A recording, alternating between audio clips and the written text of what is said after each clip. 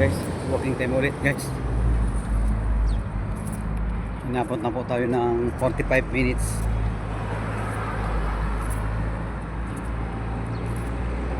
Inikot lang po natin guys yung village, sorry. So halos isang oras din yung lakad natin, pero napakasarap sa pakiramdam dahil nagiginawa po tayo guys.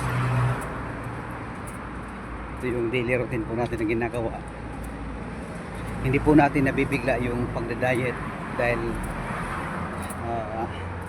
siguro po mga 1 year ago nung nag-try po ako mabilisan na pag-diet, nung nalaman ko pong fatty liver ako, nagka-problema po ako, bigla akong nangayayat na binigla ko rin po yung pag-diet, pero mali pala yung pamamaraan na ganun.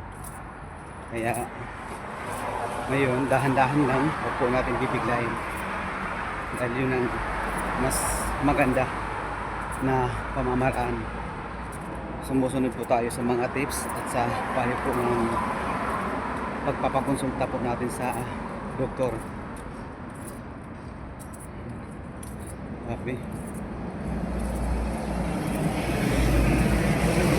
Salamat naman kahit paano nababawasan po natin yung pagkain na masasarap. Nakakaiwas na po tayo sa mga fats. Kahit minsan po never po ako kumain ng taba ng baboy since birth, never po. Laman lang, pero pambihira na po.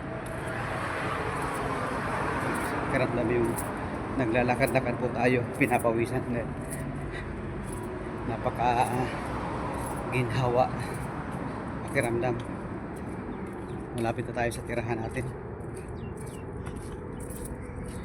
So salamat guys sa mga patuloy na nandiyan para supportan po si Idol Marbs. God bless po sa lahat.